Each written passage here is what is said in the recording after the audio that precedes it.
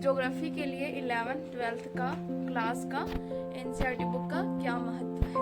हिंदी दिवस की ढेर सारी शुभकामनाएं देना चाहती हूँ। हमारी कविता कैसे लगी हिंदी पे वो जरूर बताइएगा। वो मेरी फर्स्ट कविता थी जिंदगी की।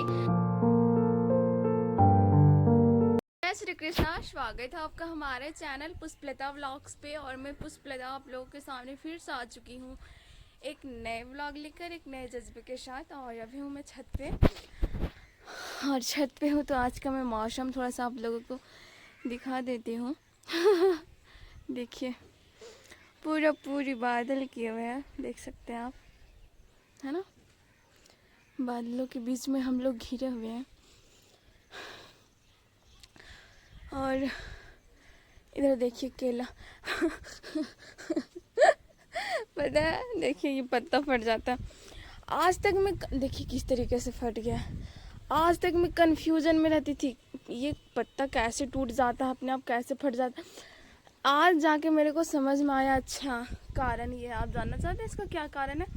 जब मैं आज छत पे आई तो उसमें बहुत ज़्यादा हवा चल रहा था, तो उसमें मैं जब देखी तो पता चला अच्छा ये हवा के कारण फट रहा है पत्ता। और देखिए ये पत्ता कितना अच्छा निकला था, परसों ही निकला था, और आज हवा के कारण ये फट गया। और ये है हमारी तुलसी माता जो धीरे धीरे हरा हो रहा है। आज एक्चुअली धूप बिल्कुल भी नहीं है, तो आज इसी वजह से ये बड़ा वाला पौधा हरा दिख रहा है, छोटा वाला छोटू सा जो ऑलरेडी वो हरा दिख रहा है।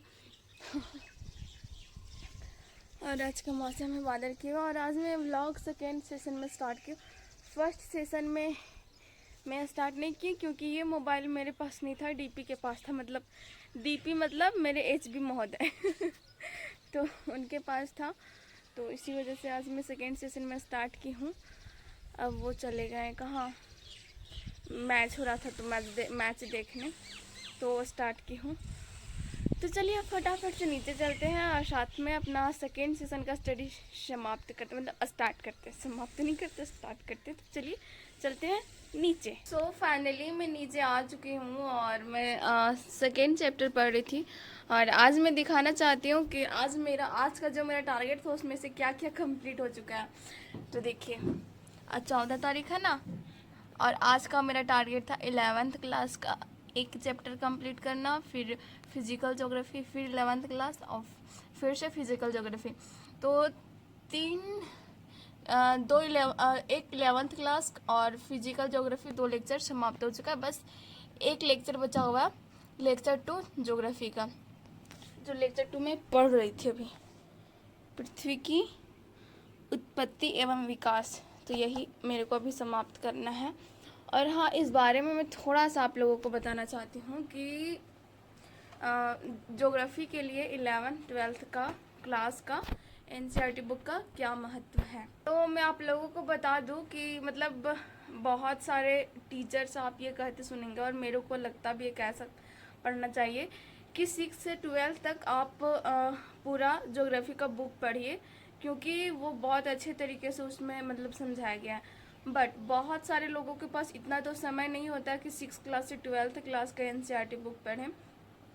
तो जो भी 6 क्लास से 12th क्लास तक का एनसीईआरटी बुक नहीं पढ़ना चाहते हैं, वो केवल 11th क्लास का ज्योग्राफी बुक कंप्लीट कर ले।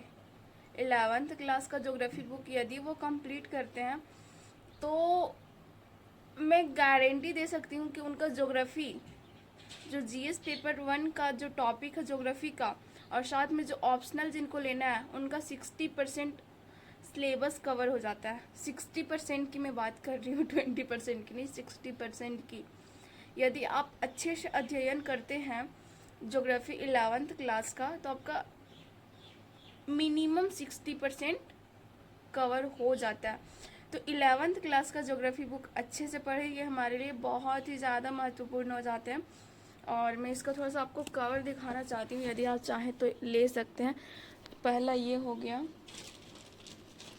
और देखिए दूसरा ये हो गया, 1 2, और ये है 12th क्लास का, देख सकते हैं, भारत भूगोल के मूल सिद्धांत है ना। आप ये बुक पढ़िए, आपका बहुत सारा सिलेबस कवर हो जाएगा ज्योग्राफी का। और हाँ, ज्योग्राफी के नाम से बहुत लोग ये सोचते हैं कि अरे ज्योग्राफी में तो सिर्फ जीएस पेपर 1 में ही है, लेकिन ऐसा गलतफहमी कभी मत पालिएगा। ज्योग्राफी कहीं ना कहीं GS paper 1, GS paper 2 and GS paper 3 तीनों से रिलेटेड है। इसका मैं आप लोगों को थोड़ा सा प्रूफ भी देना चाहती हूँ। देखिए, मैं आपको सिलेबस अभी दिखाती हूँ थोड़ा सा।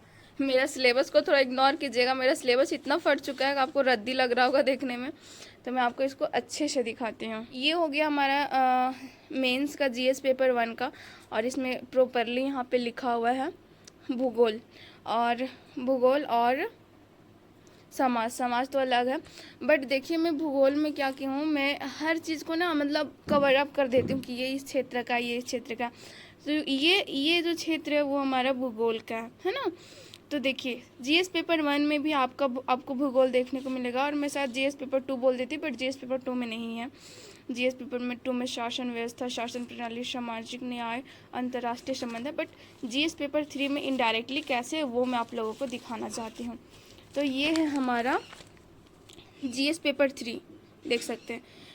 प्रौद्योगिकी, आर्थिक विकास, जैव विविधता, पर्यावरण, सुरक्षा तथा आपदा प्रबंधन। ये जो पर्यावरण जो है और सुरक्षा तथा आपदा प्रबंधन जो है, वो देखिए मैं यहाँ आपको दिखाती हूँ। ये भी देखिए, ये जो टॉपिक है ये वाला, ये भी कहीं ना कहीं ज्योग्राफी से रिलेटेड है।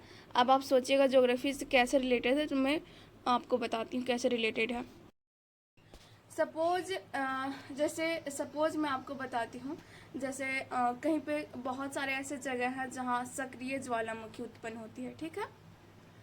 अब क्वेश्चन क्या होता है, जैसे आसपास में क्वेश्चन तो यदि आप यूपीएससी में क्वेश्चन की बात करेंगे ज्योग्राफी से रिलेटेड, तो ज्योग्राफी में या फिर आपदा प्रबंधन में वही क्वेश्चन पूछे जाते हैं। खासतौर से मैं आपदा प्रबंधन की बात कर रही हूँ, जो विश्व में हो रहा होता है ना, ऐसा ही रिलेटेड क्वेश्चन पूछा जाता है। अब कहीं पे ज्वालामुखी फटा, कोई ऐसा जगह जहाँ सक्रिय ज्वालामुखी है, वो फटा। अब ये तो यूपीएससी तो ये नहीं पूछेगी कि ज्वालामुखी कैसे बनती है, कैसे फटती है, ये तो नहीं पूछेगी। लेकिन वो शायद ये पूछ दे कि ज्वालामुखी का क्या क्या दुष्प्रभाव है, इसके क्या क्या समाधान है, हम इसके लिए क्या क्या कदम उठा सकते हैं। बट अब यहाँ पे प्रश्न ये उठता है कि यदि हमें ये पता ही नहीं हो कि ज्वालामुखी क्या है, वो बनता कैसे है, उसका परिणाम क्या हो सकता है, तो हम उसका आगे का आंसर कैसे लिखेंगे। तो इनडायरेक्टली कहीं ना कहीं बहुत ज़्यादा ज्योग्राफी महत्वपूर्ण है। आपका पूरा जीएस पेपर, मेंस का जीएस पेपर कुल मिला के कम से कम आपको 120 नंबर का डायरेक्टली इनडायरेक्टली ज्योग्राफी से क्वेश्चन पूछा जाता है। तो इसी वजह से मैं आप लोगों को बोलना चाह रही हूँ कि आप ज्योग्राफी पे थोड़ा विशेष ध्यान दें, और ख़ासतौर से जो ऑप्शनल का है, वो ऑप्शनल वाले तो 11th क्लास का एनसीईआरटी बुक बहुत ही अच्छे से पढ़े। मतलब मैं कि कोई टॉपर थे शायद, उनका नाम में मेरे को शायद याद नहीं है, बट वो बोल रहे थे कि मैं सिर्फ 11th-12th का एनसीईआरटी ही पढ़ा हूँ ज्योग्राफी में। वो लड़का थे, तो वो बोल रहे थे कि मैं सिर्फ 11th-12th का एनसीईआरटी ही पढ़ा हूँ ज्योग्राफी के लिए। तो इस बेसिस पे आप समझ सकते हैं, इस एग्जाम्पल के आधार पे, कि 11th-12th का ज्योग्राफी का एनसीईआरटी कितना महत्वपूर्ण है। इसी वजह से मैं बोल रही हूँ कि आप विशेष ध्यान दें और इस पे विशेष ध्यान नहीं दें, मेरे सिलेबस पे विशेष ध्यान नहीं दें। इसका हो चुका है, कचुम्बड़ बन चुका है इसका, फिर से मैं फ़ोटोकॉपी करवा के अच्छा से रख लूँगी, वरना ये ख़राब हो जाएगा सब। तो ये देख सकते हैं, यही बुक है, ये बुक ज़रूर पढ़ें, ये बुक भी पढ़ें, और साथ में ये बुक पढ़ें। देखिए, मैं ये सारे बुक्स का थोड़ा सा विशेषता बता देती हूँ, और कि ये बुक में कुछ आपको अलग से नहीं पढ़ाया जाएगा। जो आप 6 to 10th तक का पढ़े हैं, उसी का हाई लेवल का पढ़ाया जाता है ना। 6 क्लास 7 क्लास 6-7 का बुक में तो वैसा ही रहेगा ना जैसा बच्चा का समझ होता है, और 11th-12th में बच्चा सीनियर हो जाता है, तो सीनियर का उसी के अनुसार शब्दों का प्रयोग किया जाता है और उनका समझ भी बढ़ जाता है, तो उसी के अनुसार 11th-12th के बुक में पढ़ाया जाता है। तो मैं बस यही आप लोगों को शेयर करना चाह रही थी, क्योंकि मैं खुद ही पढ़ रही हूँ, तो सोची चलो आप लोगों को भी शेयर कर देती हूँ। और आज अभी मैं स्टार्ट करूँगी ये ये मेरे को लगेगा कम से कम 2 घंटा कंप्लीट करने में, क्योंकि चैप्टर ज़्यादा बड़ा नहीं है। बस ये और इतना, बस ज़्यादा लंबा नहीं है। बस देखिए, बस इतना ही है। यहाँ से बहुवैकल्पिक प्रश्न है। तो मैं पढ़ के मतलब पढ़ के अभी नहीं करने वाली हूँ। अभी पढ़ रही थी, बट पढ़ के इसे कंप्लीट नहीं करने वाली। सबसे पहले मैं लेक्चर लेने वाली हूँ मधुकर कोटरे सर से। पर चलिए, अपना सेकेंड सेशन यहाँ से मैं स्टार्ट करती हूँ। और आज मेरे को ज़्यादा नहीं पढ़ना है क्योंकि मैं सुबह में 7:30 बजे ही पढ़ने के लिए बैठ गई थी। इसका कारण ये था कि आज बृहस्पतिवार है। तो आज मैं पूजा कर रही थी, और पूजा में सुबह में जल्दी कर ली थी, और मम्मी खाना बना रहे थे। तो 7 बजे तक मेरा सारा कंप्लीट हो गया था पूजा वगैरह। तो मैं 7 बजे के बाद फिर पढ़ने के लिए बैठ गई। तो आज मेरे पास टाइम अधिक मिल गया, तो मैं फटाफट से कंप्लीट कर लिया। और दूसरा कारण ये था कि मैं ये जो ज्योग्राफी अभी पढ़ रही हूँ, वो कम से कम मेरा 60 to 70% ऑलरेडी कवर अप है। तो वो मतलब बोला जाए तो मैं थर्ड बार इसे पढ़ रही हूँ। तो बहुत जल्दी हो जाता है, इसी वजह से मेरा जल्दी हो गया। तो चलिए, अब बहुत बकवासवानी नहीं करती हूँ और अपना स्टडी करती हूँ। सो फाइनली यहाँ आज का मेरा टारगेट पूरा होता है। मतलब कि देख सकते हैं आज टिक लग चुका है सभी में। देखिए, सभी में टिक लग चुका है। और अभी मैं पढ़ रही थी पृथ्वी का उत्पत्ति एवं विकास। बट मैं थोड़ा सा आपको शॉर्ट में बता देना चाहती हूँ ब्रह्मांड की उत्पत्ति के बारे में। ये जो टॉपिक है ब्रह्मांड की उत्पत्ति, जो लगभग सभी लोगों को शायद पता ही होगा, बिग बैंग थ्योरी है ना। बिग बैंग थ्योरी किनके द्वारा किनके द्वारा दी गई है बिग बैंग थ्योरी का सिद्धांत, वो कमेंट करके ज़रूर बताइएगा। मुझे उम्मीद है कि इस क्वेश्चन बहुत आसान क्वेश्चन है, इस क्वेश्चन का आंसर आप लोगों को ज़रूर पता होगा बिग बैंग थ्योरी के बारे में। तो मैं थोड़ा सा बिग बैंग थ्योरी के बारे में बता देना चाहती हूँ कि आखिरकार ये है क्या। तो ऐसा माना जाता है कि बहुत करोड़ों साल पहले, बहुत करोड़ों साल में कितना बोल सकती हूँ मैं, इसमें तो नहीं बताया, लगभग अरब वर्ष पहले, 13.7 अरब वर्ष पहले ये जो ब्रह्मांड था वो एक सिंगुलैरिटी जिसे बोला जाता है। सिंगुलैरिटी मतलब एक केंद्र में था। एक जो ब्रह्मांड था, सपोज लड्डू ले लीजिए, लड्डू, हाँ चलेगा, एक लड्डू ले लीजिए, वो उसको मुट्ठी बना दीजिए, तो वो एक जगह एकत्रित हो गया। तो उसी प्रकार 13.7 अरब वर्ष पहले ब्रह्मांड एक केंद्र में उपस्थित था, केंद्र में था। मतलब सभी जो ब्रह्मांड अभी इतना विस्तृत, आकाश गंगाएं, तारा, ग्रह, ये जो इतने सारे दिख रहे हैं, वो 13.7 अरब वर्ष पूर्व एक जगह, सिंगुलैरिटी के नाम से उसे जाना जाता है, उस जगह को एक जगह केंद्र में उपस्थित है।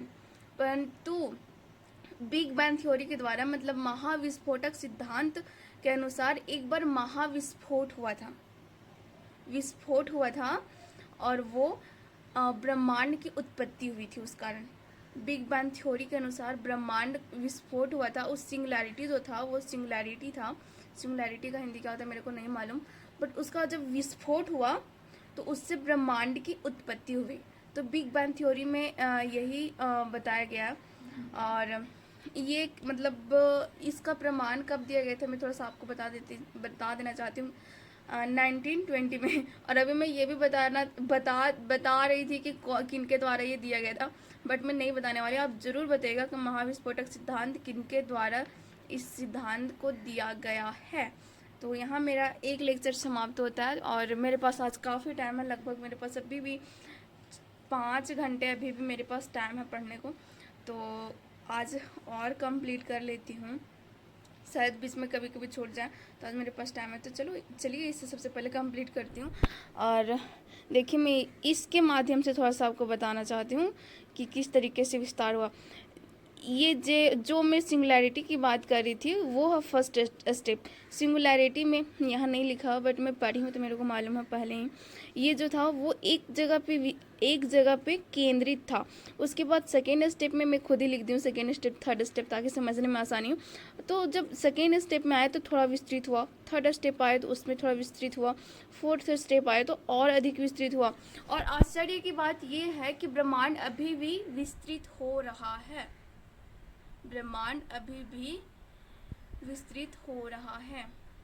और इसका प्रमाण है रेडशिफ्ट थ्योरी। रेडशिफ्ट थ्योरी में ये बताया गया है कि जो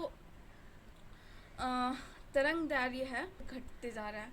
तो चलिए, यहाँ तो मेरा डे का स्टडी भी समाप्त होता है और अभी इधर शाम भी हो चुके हैं। तो चलिए कुछ देर में थोड़ा सा टहलती हूँ, उसके बाद फिर से स्टडी टेबल पे आ जाऊँगी। तो फाइनली इधर हो चुके हैं शाम और मैं थोड़ा सा इधर टहलते टहलते आ चुकी हूँ। और आज बादल के हो तो थोड़ा अंधेरा जैसा ज़्यादा दिख रहा होगा। देखिए सारा मक्का बड़ा बड़ा हो गया है, अच्छे से दिख भी नहीं रहा होगा ना। बट उधर देखिए, उधर कितना खूबसूरत लग रहा है। रुकिए, देख सकते हैं कितना खूबसूरत आज का मौसम है। सुहाना मौसम बोल सकते हैं, देखने में खूबसूरत महसूस सुहाना। खूबसूरत महसूस सुहाना। सो फाइनली मैं घर आ चुकी हूँ और अभी इधर हो चुके हैं, मेरे को आगे बहुत समय हो चुका है। अभी 8:30 बज चुके हैं। तो अभी मैं टेबल पे आके बस यहाँ पे बैठी हुई हूँ, पढ़ नहीं रही हूँ। तो आज मैं आप लोगों को हिंदी दिवस की ढेर सारी शुभकामनाएं देना चाहती हूँ, क्योंकि आज है हिंदी दिवस। बट हिंदी दिवस मेरे लिए बहुत ख़ास होता है, क्योंकि मैं जो हमारा विषय है, हमारी जो भाषा है हिंदी, वो हमारे लिए, मेरे लिए ख़ास तौर से बहुत ज़्यादा ख़ास है। मुझे हिंदी बोलना, पढ़ना, लिखना बहुत ज़्यादा पसंद है। तो मैं इस हिंदी से मैं बहुत ज़्यादा रिलेटेड हूँ। एक्चुअली मैं बताऊँ, जब मैं फ़र्स्ट टाइम कविता लिखना शुरू की थी, तो मैं जो मेरा पहला कविता था वो हिंदी पे ही था। मैं आपको अपना डायरी दिखाती हूँ। जब पहला कविता लिखी थी वो हिंदी पे ही लिखी थी। ये है मेरा डायरी। जब मैं 9th क्लास में थी तो उस समय मैं अपना डायरी बनाई थी। और एक्चुअली मेरे को आदत है आत्मकथा लिखने का। मैं खुद के बारे में लिखती हूँ कभी कभी। इधर तो बहुत दिनों से नहीं लिखी हूँ, बट जब भी मेरे को खाली टाइम मिलता है या फिर डीमोटिवेट होती है तो इसमें कुछ लिखती हूँ। इसमें मेरी बहुत सारी कविताएँ संकलित हैं। देखिए क्या हाल हो चुका है। देखिए, ये है मेरा पहले का राइटिंग, दिखाती हूँ। ये है मेरा पहले का राइटिंग। और मैं अपना डायरी का नाम बता दूँ, मैं अपना डायरी का नाम राज डायरी रखी हूँ, राज डायरी। इसके कारण, इसके पीछे भी कुछ कारण है। तो जब मैं पहली बार कविता लिखी थी तो मेरी यही कविता थी। और देखिए पहले का राइटिंग मेरा, तो मैं छोटा सा एकदम लिखी थी। और मेरे को याद है कि मैं छत पे सोई हुई थी, गर्मी का मौसम था। और मेरा, जब मैं 9th में थी, उसी टाइम से मेरा आदत था कि मैं न्यूज़पेपर हमेशा पढ़ती थी। तो मतलब मेरे घर के बगल में ही एक मतलब आंटी है, तो वो टीचर है, तो उनके घर पे हमेशा पेपर आता था। और जहाँ मैं ट्यूशन पढ़ती थी इंग्लिश का, वहाँ भी पेपर आता था। तो मैं दोनों जगह पे पेपर पढ़ती थी। मैं पेपर पढ़ने का बहुत शौक़ रखती थी उसमें। तो मेरे को वहाँ हमेशा एक लास्ट पेज में कविता डाला होता था। तो वहीं पे एक कविता डाला हुआ था, हिंदी एक नदी सी है। तो मैं छत पे सोई हुई थी, रात का दिन था और आसमान में तारे थे। तो मैं छत पे सोई हुई थी, तारा को देख रही थी, आसमान देख रही थी। आसमान पूरा खुला था, गर्मी का मौसम में आपको पता है कि स्टार कितने सारे छत पे दिखते हैं। तो उसी पे लिखी थी कि हिंदी है आसमान सी प्यारी, कि हिंदी है आसमान सी प्यारी, इसमें है सभ्यता सारी, यह हमें सिखाती है जीवन। यहाँ पहले मेरे को ताहती है उतना पता नहीं था, तो देखिए यहाँ सिखाता है लिख दी हूँ। यह हमें सिखाती है जीवन जीने का कला, इसमें है सभी का भला। हिंदी है चंदा सी प्यारी, इसमें है ज्ञान की रस सारी, यह हमें सिखाती है, सिखाता यहाँ लिखूँ, यहाँ सुधारना पड़ेगा। यह हमें सिखाती है हंसने और हंसाने का कला, इसमें है सभी का भला। तो ये मेरा फर्स्ट कविता था जब मैं फर्स्ट टाइम कविता लिखना शुरू की थी। उसके बाद पर्यावरण पे लिखी थी, पर्यावरण है सबका जीवन यह हमें देता। फिर जल दुर्लभता पे लिखी थी। फिर उसके बाद जब माँ मर जाती, मतलब कुछ रिलेटेड था, छोड़िए इसको, हटाइए, इसको भी हटाइए। कुछ मेरा था, ये सब ये सब नहीं दिखाऊंगी। ये भी मेरे ऊपर का कहानी है जो मैं खुद ही लिखती थी। मेरा मतलब मैं खुद का डायरी लिखती थी, खुद का डायरी लिखती हूँ। एक बार लिखी थी, नगर पे लिखी थी कि जब व्यक्ति पहली बार आता है नगर में, वह उस नगर को याद रखता है जिगर में, बस इसलिए क्योंकि वह नगर होता है, परंतु वह नगर नहीं नगर जैसा होता है। मतलब कुछ इस टाइम में लिखी थी। उस टाइम कोलकाता गई हुई थी और उस टाइम हम लोगों के साथ कुछ हादसा हो चुका था। और हादसा ये हुआ था उस टाइम कि जिस बस से हम लोग गए हुए थे, मतलब जब टूरिस्ट लोग जाते हैं तो टूरिस्ट के तौर पे हम लोग गए हुए थे, तो वहाँ का जो लोकल बस कंडक्टर जो भी बोलिए या फिर बस चालक जो था, वो हम लोगों को बस घुमा रहा था, मतलब रास्ते में ही घुमा रहा था और हम लोग को झूठ बोल रहा था कि मतलब ये नहीं, हम लोगों के पास रूम है, चलिए रूम पे लेके जाते हैं, और बहुत दूर तक घुमाते रहा था। तो लास्ट में पता चला कि ये हम लोग को झूठ बोल रहा है। तो उसी पे लिखी थी हिंदी, मतलब नगर पे लिखी थी, जब व्यक्ति पहली बार आता है नगर में, वह नगर बस जाता है जिगर में। कुछ इस टाइप का था। मैं इसी टाइप में उसके बाद में बहुत सारा स्टोरियाँ लिखी हूँ। बेटी का महत्व, जब तक ये धारा, ये नदियाँ बहती रहेगी तब तक ये बेटियाँ आगे बढ़ती रहेगी। जब तक ये फूल, ये पत्तियाँ खिलती रहेगी तब तक ये बेटियाँ माँ की गोद में खिलखिलाती रहेगी। जब तक ये चांद टिमटिमाते रहेंगे तब तक बेटियाँ उजाला का दीप जलाती रहेगी। ये मैं मेरा राइटिंग को थोड़ी इग्नोर कीजिएगा, जब मैं 9th में थी उस समय का मेरा ये राइटिंग है। ये मेरी स्टोरी है, मेरी खुद की स्टोरी है। इस पे लिखी थी लालच एक बुरी बला उस पर, और बहुत सारे ऐसे, यहाँ पे कुछ और लिखना था जो मैं छोड़ दी थी। इसी तरीके से जब मैं 11th में गई तो फिर मैं राइटिंग पूरी चेंज कर दी। देखिए पहले का अपेक्षा राइटिंग बिल्कुल भी चेंज हो चुका है। देखिए, है ना, पहले का राइटिंग चेंज हो चुका है। एक्चुअली मेरा डायरी में, मैं आपको बता दूं, मेरे डायरी में सबसे ज़्यादा माँ से रिलेटेड ही कविताएं हैं, क्योंकि मेरे को मतलब कुछ है कारण। तो इस प्रकार है मेरी डायरी। कुछ मतलब मेरे को बहुत अच्छा लगता है हमेशा कहानी वगैरह लिखना या फिर कुछ भी। तो चलिए, साथ में आज का व्लॉग में मैं यहाँ समाप्त करती हूँ। हमारी कविता कैसे लगी हिंदी पे वो जरूर बताइएगा। वो मेरी फर्स्ट कविता थी ज़िंदगी की, और इस कविता के लिए मेरे को बहुत ज़्यादा ट्यूशन में सराहना मिला था। और जब मैं 9th-10th में थी तो मैं बहुत सारे स्कूलों में कविता के लिए जाने जाती थी। बहुत सारे स्कूलों में, कि मतलब मेरी सिस्टर लोग कहीं कहीं जाती थी तो उन लोगों को पता होता था, वहाँ के टीचर को पता होता था कि मैं कविता लिखती हूँ। तो बहुत ज़्यादा कॉलेज में भी मैं कविता की वजह से ही फेमस हुई थी। तो चलिए, मेरा कविता कैसा लगा कमेंट करके ज़रूर बताइएगा। तब तक के लिए जय हिंद, वंदे मातरम, भारत माता की जय।